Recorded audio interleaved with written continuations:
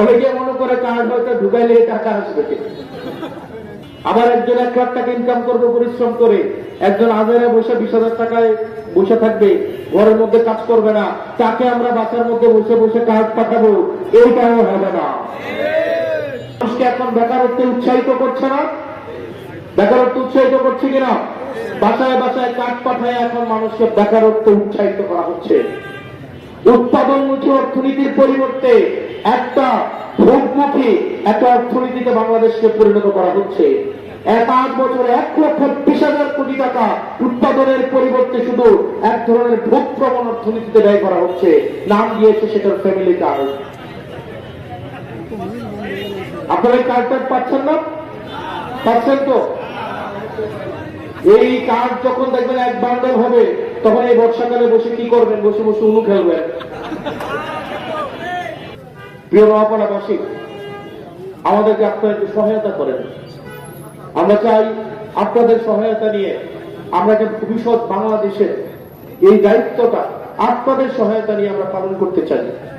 সেটা কাজ হচ্ছে প্রত্যেকটা ভোটারের দরজায় দরজায় যেতে হবে।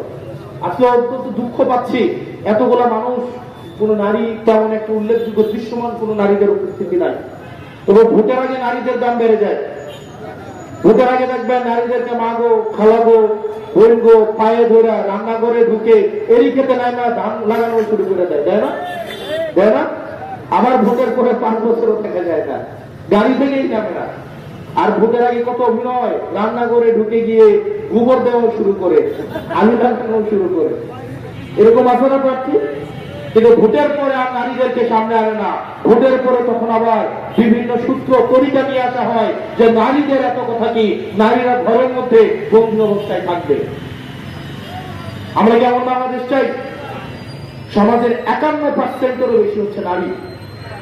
এই নারীদেরকে আমরা বাহিরে রেখে আমরা কি কখনোই একটা সুষম বাংলাদেশ গড়তে পারবো?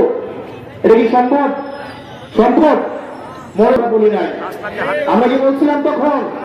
নারীদেরকে ঠিকই তখন মিছিলের সামনে রেখে বেড়ায় হচ্ছে পিছনে দাঁড়াইছিল, আর ক্ষমতার সময় আবার নারীদেরকে পিছনে দিয়ে বেড়ায় সামনে চলে যাবে। এই ধরনের বিচারিতা করা যাবে না। প্রত্যেকটা নারীর কাছে, প্রত্যেকটা মায়ের কাছে, প্রত্যেকটা বোনের কাছে নির্বাচনী প্রতিশ্রুতি নিয়ে যেতে হবে। একই সাথে সাথে রাজনৈতিক সিদ্ধান্তেও তাদেরকে অংশগ্রহণ করাইতে হবে। এই জন্য প্রিয় ভয়নগর নোয়াপাড়াবাসী, আপনাদেরকে সিদ্ধান্ত নিতে হবে। এই সিদ্ধান্ত আপনার। আপনি কি একদিন গোলামি করে 5 বছর গোলাম থাকতে চান, নাকি একদিন মালিকানা প্রয়োগ করে আপনার নেতাকে 5 বছর গোলামি করাতে চান? সিদ্ধান্ত আপনার। স্পষ্টতই যেই নেতা ভোটের আগের দিন আপনার দরজায় পয়সা নিয়ে আসে, মনে রাখতে হবে এই পয়সা কিন্তু সে আগামী 5 বছর ধরে আপনার পয়সাটাই সে তুলবে। আপনি যে 500 টাকা খেয়ে 10 লাখ টাকা খাওয়ার সুযোগ করে দিয়ে 5 বছর সাফার করবেন, নাকি যোগ্য প্রার্থীকে বিনা পয়সায় ভোট দিয়ে 5 বছর বিনা পয়সার সার্ভিস দেবেন? সিদ্ধান্ত আপনার। গরম হওয়ার কথা ছিল আমার ছেলে, আমার সন্তান নিজ যোগ্যতায় নিজ মেধায় চাকরি পাবে। অত্যন্ত পরিতাপের বিষয়, বিএনপি সরকার বলছিল তারা 5 বছরে 1 কোটি লোককে নাকি চাকরি দিবে।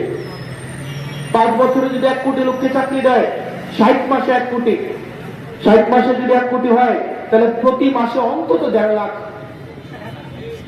তাহলে 6 মাসে কয় লাখ? 9 লাখ। 9 লাখ না? এখানে 9 জন চাকরি পাইছেন? চাকরি পাইছেন? অবশ্যই ঈদের পরে হয়তো চাকরি দিলেও দিতে পারে, তবে কোন ঈদের পরে এটা অবশ্য বিএনপি কখনোই বলে নাই।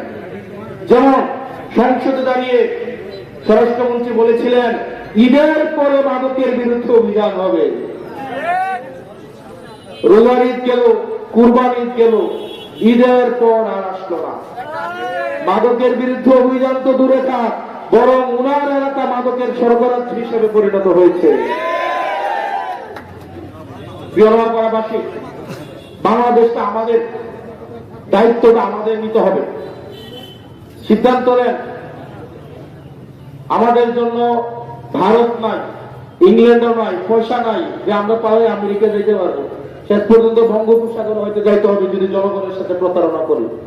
বঙ্গোপসাগরে ডুবা মরতে হবে আমাদেরকে, যেহেতু আমাদের পালানোর কোনো সুযোগ নাই, জায়গা নাই, দেশ নাই, অর্থ নাই, পাচার করার মতো টাকা নাই, সুতরাং আমাদের আপনাদের সাথেই থাকতে হবে।